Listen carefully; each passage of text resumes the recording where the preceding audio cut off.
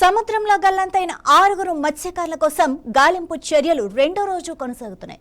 Coast guard, navy, marine police, fisheries శాఖలు సమన్వయంతో విస్తృతంగా సెర్చ్ ఆపరేషన్ నిర్వహిస్తున్నాయి. 3 నౌకలు, 2 హెలికాప్టర్ల సహాయంతో సముద్రంలో జల్లెడ పడుతున్నప్పటికీ ఇప్పటి వరకు మత్స్యకారుల ఆచూకీ లభించలేదు.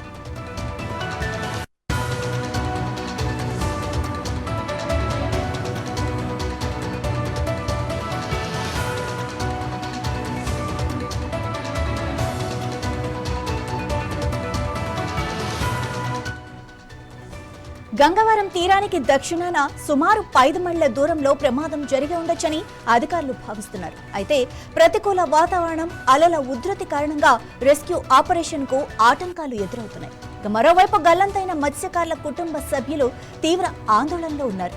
మత్స్యకారులను సురక్షితంగా గుర్తించేందుకు సహాయక బృందాలు అన్ని విధాలుగా ప్రయత్నాలు కొనసాగిస్తున్నాయి.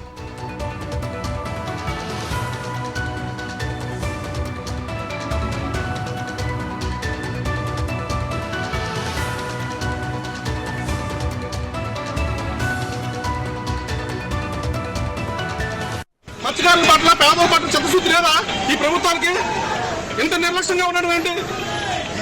ఇంత దారుణం ఏంటి? అసలు ఈ ప్రభుత్వం మత్స్యకారులను పట్టించుకోవట్లేదు. కనీసం వీళ్ళు ఎలా ఉన్నారని చెప్పి జిల్లా అధికారులు కూడా ఇంతవరకు రాలేదు. రాత్రి నుంచి ఇన్ఫర్మేషన్ అందరికీ ఉంది.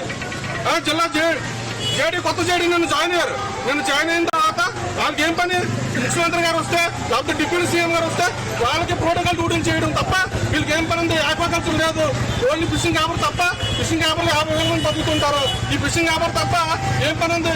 కనీసం ఇక్కడ ఇంత ప్రమాదం జరిగి 8 మంది ఇబ్బంది జరుగుతుంటే, 7 ప్రాణాలకు ఇబ్బంది జరిగిందే ఇంతవరకు కూడా కనీసం స్పందించట్లేదు. ఒక్కరు కూడా రాలేదు ఇక్కడికి. ఏంటి అన్యాయం? మరి ఆడప్పుడు ఈ ఆఫీస్ ఎందుకు? ఈ ఆఫీస్ క్లోజ్ చేసేయండి. మీకు ఎందుకు జీతాలు ఇవ్వాలి? ఎందుకు ట్యాక్స్ కట్టాలి? మీరు ఎందుకు ఈ భారంగా మాకు?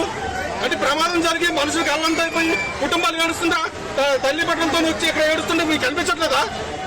ఈ ప్రభుత్వాధికారులకి ఇంత దారుణం ఏంటి? కలెక్టర్ గారికి కనీసం కలెక్టర్ గారు బాధ్యతగా వచ్చి సమాధానం చెప్పాలి కదా. అంటే వైజాగ్ స్టీల్ ప్లాంట్ లో పెద్ద ఇష్యూస్ జరిగితే వస్తారు, పేదలకు అన్యాయం జరిగితే రారా? వాళ్ళకైతే కోట్లాది రూపాయలు కాంపన్సేషన్ ఇస్తామని చెప్తారు. మరి వీళ్ళకి అమ్మా మీ భర్త వస్తారని చెప్పేసి చెప్పాల్సిన బాధ్యత స్థానిక ఎమ్మెల్యేలకు కానీ, ఎంపీలకు కానీ